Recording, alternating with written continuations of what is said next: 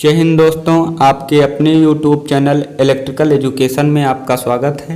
चलिए दोस्तों, आज हम देखेंगे EMF equation of transformer.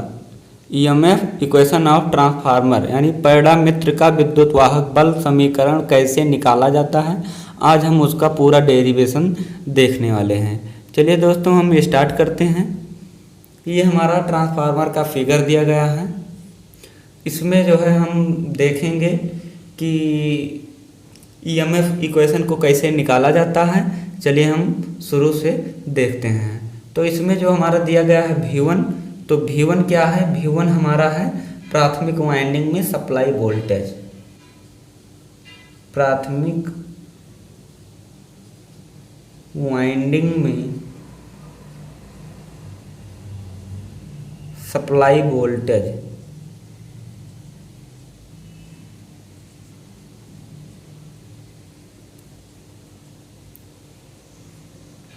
V2 हमारा क्या है? टर्मिनल पर मिलने वाला वोल्टेज है। द्वितीयक वाइंडिंग में टर्मिनल पर मिलने वाला वोल्टेज।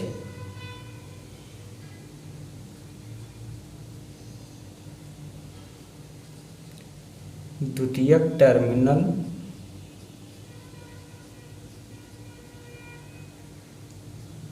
पर मिलने वाला वोल्टेज।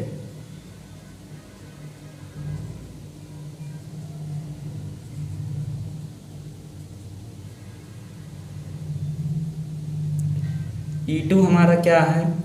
प्राथमिक वाइंडिंग में उत्पन्न विद्युत वाहक बल। कह सकते हैं कि प्राथमिक कुंडली में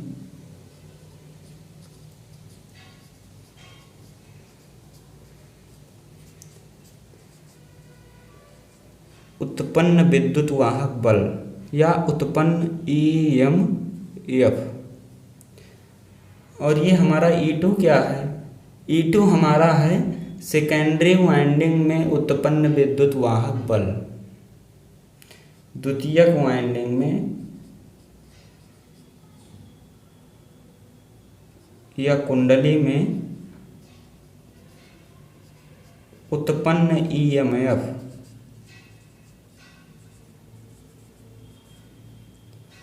और I1 हमारा क्या है? जब हम वोल्टेज V को यहाँ से अप्लाई करते हैं, AC सप्लाई जब यहाँ से हम देते हैं, तब वोल्टेज के कारण इसमें जब धारा उत्पन्न होती है और धारा के कारण इसमें एक फ्लक्स उत्पन्न होता है। तो ये हमारा I1 क्या है? I1 हमारा है प्राथमिक कुंडली में धारा। प्राथमिक कुंडली में धारा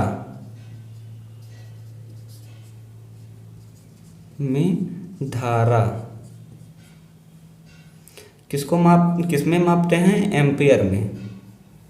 ये जो हमारा I2 है द्वितीयक कुंडली में उत्पन्न धारा। द्वितीयक कुंडली में उत्पन्न धारा, ये हमारा है। और इसमें हमारा जो धारा के कारण जब इसमें हमारा जो फ्लक्स जनरेट होता है, तो वो हमारा तात्क्षणिक फ्लक्स है। तात्क्षणिक का फ्लक्स का मतलब हुआ कि ये हर क्षण जो है बदलता रहता है। तात्क्षणिक फ्लक्स। तो फाई क्या है हमारा? फाई हमारा है तात्क्षणिक फ्लक्स। तात्क्षणिक फ्लक्स है। ये हमारा जो है सब जो हमारी क्वांटिटी है, सभी क्वांटिटी को हमने लिख दिया। किसे क्या कहते हैं हमने लिख दिया। तो इसको आप लोग बहुत ही सावधानी के साथ इसको अपने कॉपी में नोट कर लें। तो चलिए हम देखते हैं तात्क्षणिक विद्युत वाहक बल। तो जो हमारा तात्क्षणिक विद्युत वाहक बल होता है, तात्क्षणिक विद्युत वाहक बल, विद्युत वाहक बल E बराबर होता है -N/d∅/dt वोल्ट। तो इसके पहले हमें तात्क्षणिक धारा तात्क्षणिक वोल्टेज और तात्क्षणिक फ्लक्स क्या होता है हमें इसे देखना होगा, क्योंकि अभी हमें तात्क्षणिक फ्लक्स का ज़रूरत होगी, तो जब ज़रूरत पड़ेगी तो हमें उसको लिखना होगा। तो ये हमारा होता है, यहाँ देख लेंगे,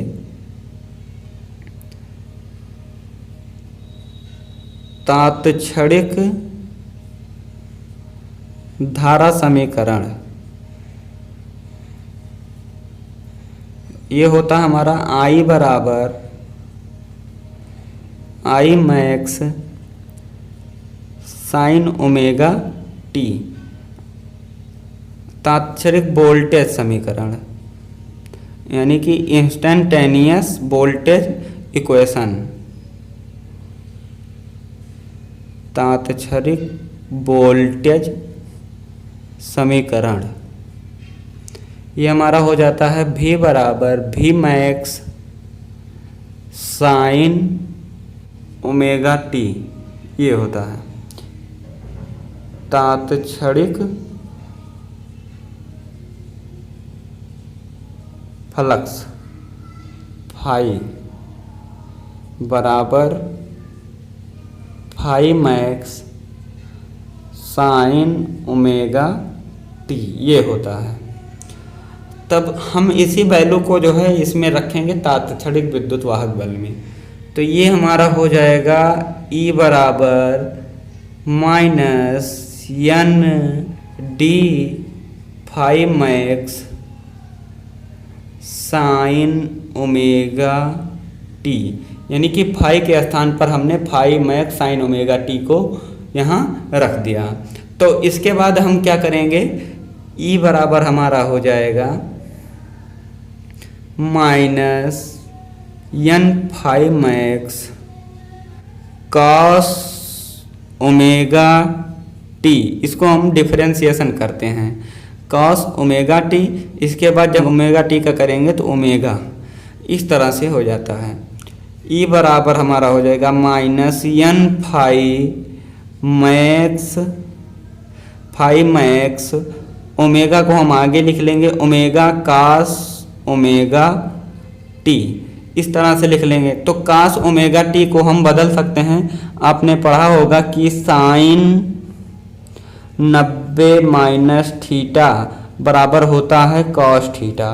तो कॉस थीटा के स्थान पर हम साइन, इस तरह से इसको हम लिख सकते हैं, साइन 90 माइनस थीटा। तो इस तरह से क्या हमारा हो जाएगा minus N phi max omega हमारा रहेगा ही, कास ओमेगा टी के स्थान पर हम लिख सकते हैं साइन 90 माइनस ओमेगा। तो इस तरह से हम लिख सकते हैं साइन 90 माइनस ओमेगा, इस तरह से लिख सकते हैं। तो इस तरह से जब हम लिखेंगे E बराबर जब हम इसमें जो है माइनस से गुणा करवा देंगे, तो ये हमारा हो जाएगा N phi max omega sine omega T minus 90, इस तरह से लिख लेंगे। इसमें हो जाएगा E बराबर N phi max omega sine 90 का अधिकतम मान क्या होता है 1, तो हम इसको मैक्सिमम मान लेंगे। इस तरह से जो है E बराबर हमारा हो जाता है एन फाई मैक्स ओमेगा बराबर हमारा होता है, ओमेगा का मान क्या होता है, ओमेगा बराबर हमारा हो जाता है 2 पाई एफ। तो इस मान को हम यहाँ रख देंगे, तो ये हमारा हो जाएगा 2 पाई एफ हो जाएगा, 2 पाई एफ हो जाएगा। तो इस तरह से E मैक्स, तो जब यहाँ से हमारा मैक्स वैल्यू हो गया है, जब हम जो है साइन 90 का अधिकतम मान लिए, तो ये हमारा E मैक्सिमम हो जाएगा। इस तरह से E मैक्स बराबर एन फाई मैक्स ओमेगा, तो E मैक्स बराबर हमारा हो गया एन फाई मैक्स ओमेगा का मान 2 पाई एफ। इस तरह से फिर हमारा E मैक्स बराबर हो जाएगा, जब हम इसको जो है 2 पाई एफ को हम आगे लिख लेंगे, 2 पाई एफ एन, ये हमारा फाई मैक्स, इस तरह से भी हम लिख सकते हैं। तो अब हमें क्या लिखना है इसमें, हमारा वोल्ट मीटर जो होता है और धारा मापी जो होता है वो हम हमेशा जो है आरएमएस वैल्यू को मापता है। इस तरह से वैद्युत गणना में हम आरएमएस वैल्यू का उपयोग करते हैं। तो इसको हमें आरएमएस वैल्यू में ज्ञात करना पड़ेगा। इसको मिटा देते हैं, देख लेंगे आगे। तो इसी में हम लिख सकते हैं, यहाँ हम लिख सकते हैं पॉइंट में हमारा वोल्ट मीटर धारा मापी दोनों आरएमएस मान प्रदान करते हैं, आरएमएस मान प्रदान करते हैं। इसी का वैद्युत गणना में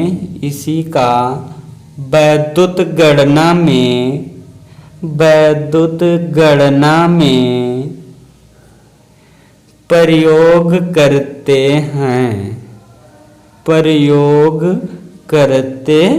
हैं। आप लोग इसको लिख लीजिए, क्योंकि जगह कम है, इसको हमें मिटाना पड़ेगा। आप लोग लिख लीजिए।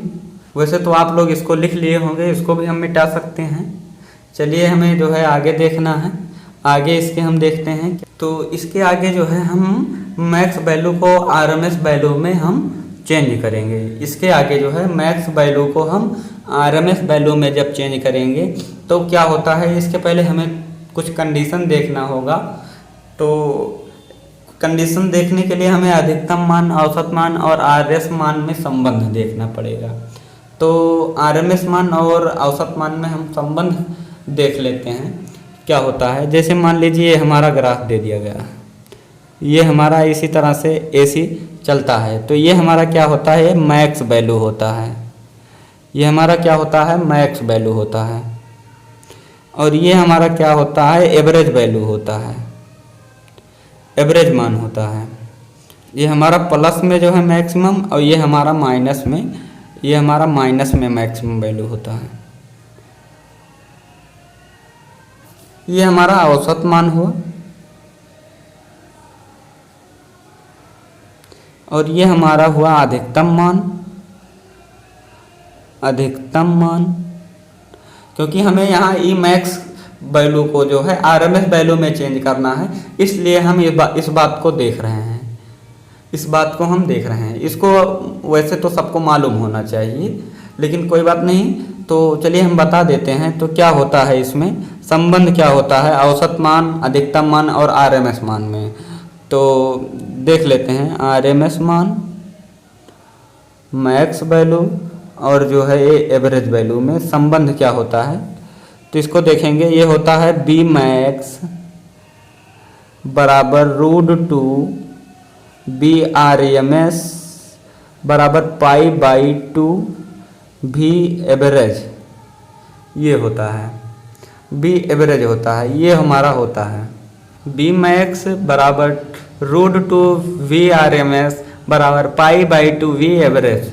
तो हमें बी मैक्स यानी ई मैक्स यहाँ है और ये हमारा बी मैक्स, तो बी मैक्स बराबर हमारा हो जाता है √2 बी आरएमएस। तो इसी तरह से हम इसको जो है निकालेंगे। तो देख लेते हैं इसके आगे, इसी को मान को हमें यहाँ रखना है।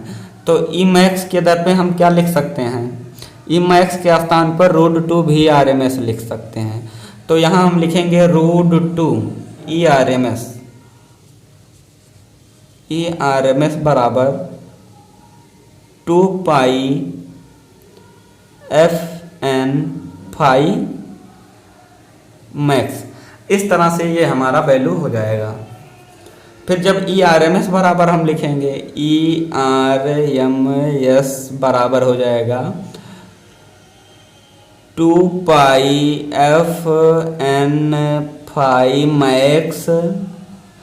ये हमारा √2 जो है यहाँ आ जाएगा अपान में √2, हमारा ये √2 हमारा अपान में आ जाएगा, वैल्यू बटे में आ जाएगा यानी भाग में आ जाएगा। तब जो है इसको जो है, चलिए इसको हम मिटा देते हैं, इसको हम मिटा देते हैं। आगे देख लेते हैं क्या होगा।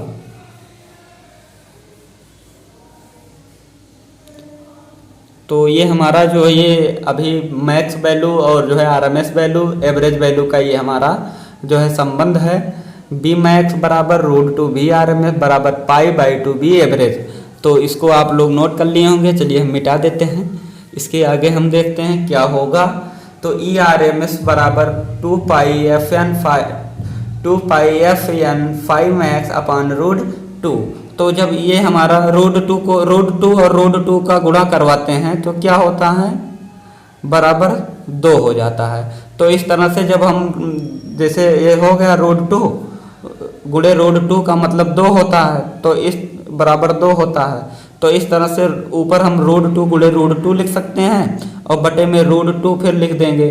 तो रूट 2 से रूट 2 कट जाएगा तो हमारा क्या बचेगा, बच जाएगा रूट 2 बचेगा। तो इस तरह से जो है हम ये मान यहाँ रख लेते हैं। ये हमारा हो गया। इसके बाद हम यहाँ देखेंगे। तो इस तरह से हमारा ई आर एम एस बराबर हो जाएगा रूट 2। यहाँ से जब हम काट देंगे तो यहाँ रूट 2 बचेगा। रूट 2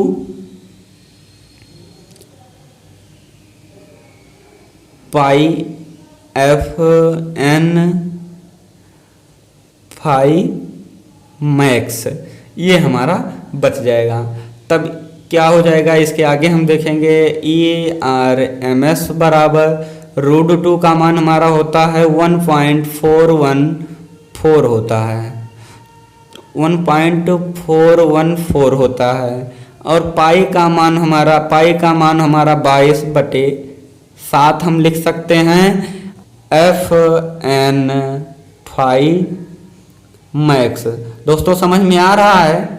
कहीं प्रॉब्लम हो तो आप लोग कमेंट कर सकते हैं। तो दोस्तों इसमें क्या होगा, ई आर एम एस बराबर हमने लिखा 1.414 रूट 2 का मान रख दिया और पाई का मान 22/7 रख दिया। और ये हमारा एफ फ्रिक्वेंसी है, एन हमारा जो है टर्नों की संख्या है और 5 मैक्स हमारा अधिकतम फ्लक्स घनत्व है। तो इस तरह से जो है डिनोट करते हैं। जब इसको हम आगे लिखेंगे ई आर एम एस बराबर ये हमारा, जब हम इसको काटेंगे तो जब जो हमारा वैल्यू आएगा 4.44 एफ एन 5 मैक्स, तो ये हमारा निकल के आ जाएगा। डायरेक्टली हम लोग जो लिखते हैं ई बराबर, मान लीजिए E1 के लिए अगर हम लिख रहे हैं तो 4.44 एफ एन 5 मैक्स लिखते हैं। इसके बाद मान लीजिए हम E2 के लिए लिखते हैं, सेकेंडरी विद्युत वाहक बल के लिए जब लिखते हैं 4.44 एफ एन 5 मैक्स। इस तरह से हम इन वैल्यूओं को लिखते हैं। तो आप लोग को यहाँ कन्फ्यूजन नहीं होना चाहिए। 1.414 गुणे 22/7 जब इसको हम काट के जब इसका जो हम वैल्यू निकालेंगे तो 4.44 एफ एन 5 मैक्स ही आएगा। आप लोग चाहे तो आप चेक कर सकते हैं, काटने के बाद 4.44 एफ एन 5 मैक्स ये आपका आ जाएगा ई आर एम एस बराबर। तो ई आर एम एस हम क्यों निकालते हैं, क्योंकि जो हमारा वोल्ट मीटर है, अमीटर है, यानी अमीटर मतलब धारा मापी है, वो हमारा आर एम एस मान को ही प्रदान करता है, यानी आर एम एस वैल्यू को ही मापता है। इसलिए हम आर एम एस वैल्यू को ज्ञात करते हैं। चलिए दोस्तों आज की क्लास यहीं तक। नेक्स्ट क्लास में मिलेंगे नए टॉपिक के साथ। तो आज के लिए यहीं तक दोस्तों। स्वस्थ रहिए, मस्त रहिए, व्यस्त रहिए। धन्यवाद।